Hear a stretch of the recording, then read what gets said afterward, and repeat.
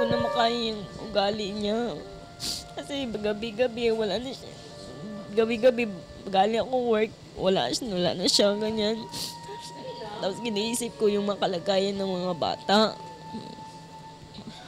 Si Marie, adunay duha ka anak. Sa iyang pagbisita sa buhatan sa Medico Legal sa City Health Office sa Tiansan, tuyo niini ang pagpa-examine sa mga bunog na naangkon gikan sa kamot sa iyang ka-live-in partner. Subling gipakita sa amo ni Marie ang mga bunog sa iyang lawas. Ang iyang namagang kamot nga gani dili na niya halos malihok tungod sa kasakit. Gahilak nga gisubay ni Marie ang iyang kaagi. Kasi di ko na kaya ang ginagawa niya, mama. Araw-araw doon sa girlfriend niya. Yung binyag ng anak namin, nandun ang girlfriend niya. Tapos may girlfriend pa siyang bakla. Yun nakakasuporta sa kanya.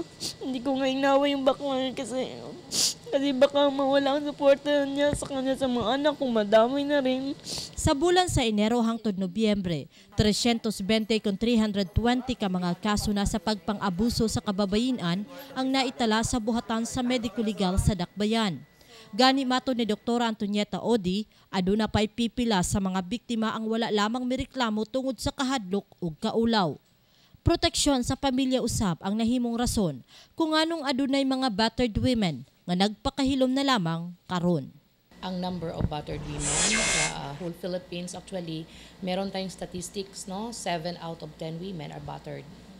Not only physically, but they also battered emotionally, verbally, psychologically, or economic abuse.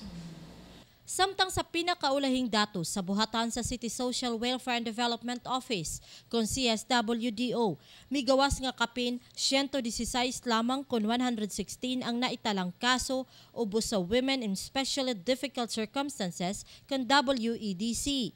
Kana sulod lamang sa bulan sa Enero hangtod Oktubre. Doon na tayo ubay-ubay gihapon nga reports nga madawat, but ang trend nga nakita namo sa pagkakaroon is more cases on custody of children.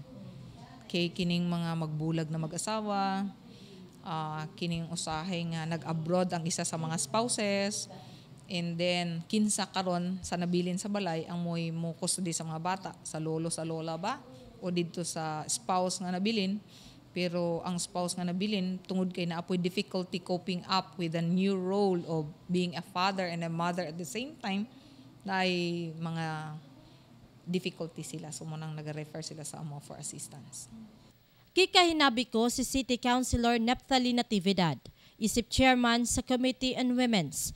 Mato ni Kagawad Natividad, matag bulan sa Marso ginaselebrar ang Women's Month.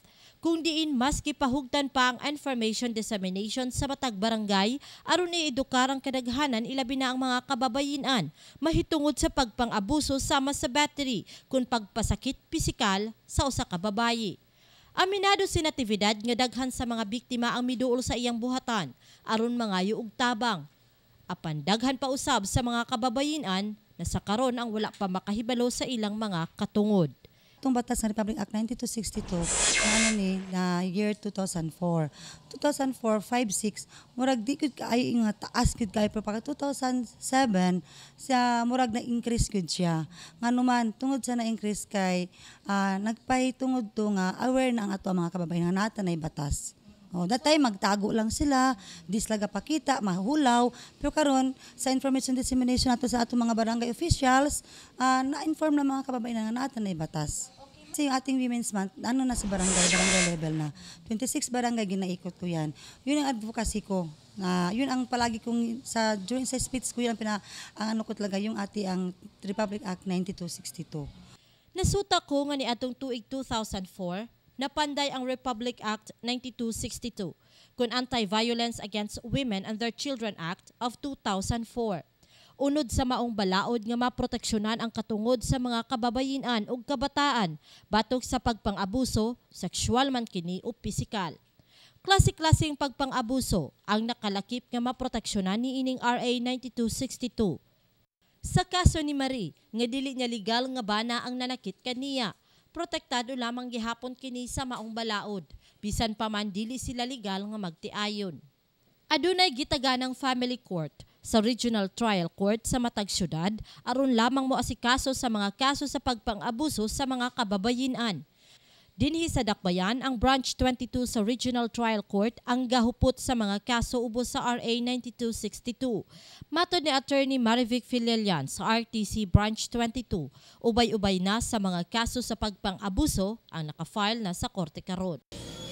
I think most women are aware of that. Pero siguro dili lang sila mo file kay as I observe katong naga-file sa amo. Before sila nag-file, it takes so much time para what I mean is the violation had been happening for a while before sila nag-file of case.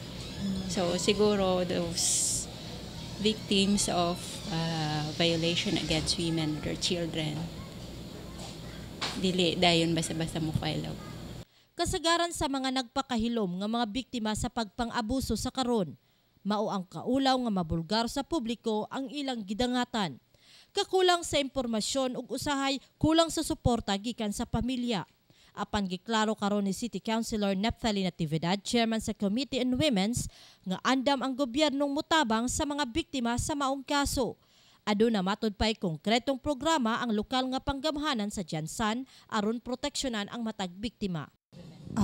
Dahan tag protection no sama na guidance counseling, naputay shelter. Natay kung gusto sila mag-file sa court na at na. O kompleto ta na. Pag may usually ang mga women good no pag mabugbugan sila simpre nagka-trauma sila. Kaya kadaghan good kinahanglan good nila lang guidance counseling. Number 1 good na.